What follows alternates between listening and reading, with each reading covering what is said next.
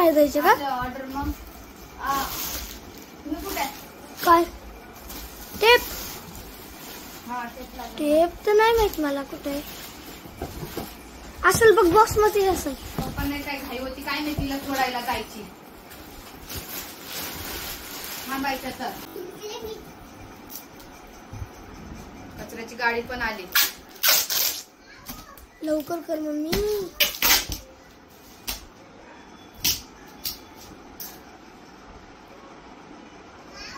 काय ग? लवकर लवकर कर मम्मी.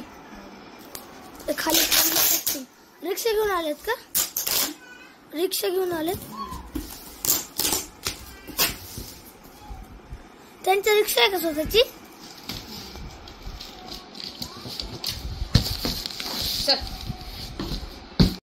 तर ऑर्डर पॅक करून आम्ही निघालो राम मंदिरात. आणि ह्या राम मंदिरात आम्ही दरवर्षी येत असतो. खूप मोठं राम मंदिर आहे.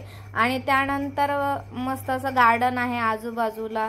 छान दुकानं वगैरे भरतात तिथं, जी असतात ना याची आपली जत्रेसारखी तशी दुकानं वगैरे असतात. आणि नवीन नवीन वस्तू येतात विकायला. ऊन तर इतकं होतं ना, कंटाळा आला होता जायचा. ॲक्च्युली कामं होती थोडीशी, पण म्हटलं की चला. आणि कसं असतं की देवाच्या ठिकाणी महाप्रसाद घ्यायला मी आवर्जून जाते. मला आवडतो, म्हणजे जो देवाचा महाप्रसाद असतो ना मंदिरातला वगैरे, तिथं मी आवर्जून जाते. आणि भरपूर ठिकाणी तुम्हाला सांगते, आमच्या इथं ना भरपूर ठिकाणी महाप्रसाद चालू असतात. आता रामनवमी झाली, आता हनुमान जयंती आहे, त्यानंतर स्वामींचं प्रकट दिन होतं त्याच्या आधी. म्हणजे असे जे काही कार्यक्रम असतात ना ते आजूबाजूला चालूच असतात. आणि ह्याच्या ऑर्डर्स मला भेटतच असतात नेहमी, पत्रवाळीच्या वगैरे. ग्लासच्या असतात, पत्रवाळीच्या असतात. आता सकाळी सकाळीच मी 2000 पत्रवाळी त्यानंतर ग्लास वगैरे दिले. तुम्ही पाहिलंच असेल व्हिडिओमध्ये. बऱ्याचशा महिला मला कमेंट करतात, ताई वगैरे, की ताई आम्ही ह्या ऑर्डर कुठे कुठे द्यायच्या, कशा द्यायच्या, आम्हाला सांगा थोडंसं. तर मी व्हिडिओमध्ये तुम्हाला सांगतच असते की अशा अशा प्रकारे काम करायचं. आणि एकदा तुम्ही सुरुवात केली ना की हळूहळू हळूहळू तुमचा बिझनेस वाढत जातो. आता माझा जो अनुभव आहे ना तोच मी शेअर करत असते, त्या हिशोबानेच मग महिला काम करत असतात. तर इतकी गर्दी असते ना मंदिरामध्ये, तुम्हाला सांगू, खूप गर्दी असते. आणि जेवण पण खूप छान असतं. तर इथे पण तुम्ही बघा की किती प्रमाणामध्ये पत्रवडीचा वापर झालेला आहे. भरपूर पत्रवडी, म्हणजे कमीत कमी 2-3 हजार लोकांचं जेवण असतं इथे. छान. आणि दरवर्षी आम्ही येत असतो, काहीतरी वस्तू वगैरे घेतो, आजूबाजूला दुकानं वगैरे असतात. मग घरचा आवरला. आणि त्यानंतर तुम्हाला सांगते की दुपारी 12 वाजता आरती वगैरे होते. त्यानंतर मग जेवणाला सुरुवात होते.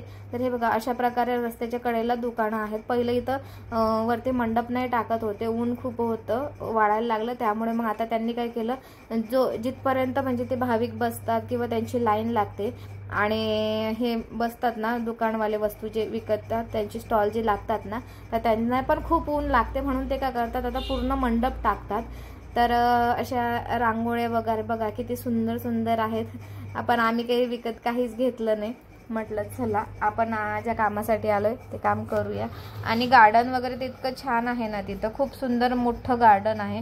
त्या गार्डनमध्ये ना जेवायला बसतात सगळे. आरती झाली की तिकडे पंक्ती चालू होतात. आणि ज्यावेळेस मंदिरात जाण्यासाठी लाईन असते ना, तर त्यावेळेला काय करतात की तिथे लाईनीने चेअरसुद्धा ठेवतात. म्हणजे कुणाला चक्कर आली किंवा काही पाय वगैरे दुखायला लागले, त्यासाठी काय करतात, एक आधी ते लोक काय करतात, असे बांबू वगैरे बांधतात ना, तर इथं बांबू नाही बांधत, तिथं चेअर ठेवतात. का तर तुम्हाला कंटाळा आला, पाय दुखले वगैरे, तर भरपूर लांब लाईन असते ना, तर चेअर ठेवतात, म्हणजे तुम्ही तिथं बसू शकाल. तर पोरांची इथं मस्ती चालली होती इथे. मग ते अधूनमधून बसायचे, ह्या लाईनीतून त्या लाईनीत जायचे, त्या लाईनीतून त्या लाईनीत जायचे. आता मागच्या वर्षी जेव्हा आम्ही गेलो होतो ना, त्यावेळेला ना आम्ही आरतीच्या वेळेला बरोबर मंदिरामध्ये पोहोचलेलो होतो. आणि बरोबर म्हणजे तिथं समोरासमोर होतं. यावेळेस ना थोडंसं उशीर झाला. आणि बाकीच्या ज्या फ्रेंड्स आहेत ना त्या पण पूर्ण नव्हत्या आलेल्या, थोड्याच होत्या. आम्ही दोघी जणीच गेलो होतो, त्यामुळे. नाहीतर मग आम्ही लवकर निघतो घरून. आणि मग आरतीच्या वेळेला तिथं असतो. आम्ही 12 वाजता आरती होतो, तर आरतीच्या वेळेला आम्ही तिथं असतो. अशा प्रकारे हे मोठं राम मंदिर आहे मस्त. आणि इथं इतकं सुंदर वाटतं ना, जेवायला सुद्धा इतकी छान व्यवस्था केलेली असते ना त्यांनी. तर बघा कसं मंदिर सजवलेलं आहे छान, तुम्ही पाहू शकता.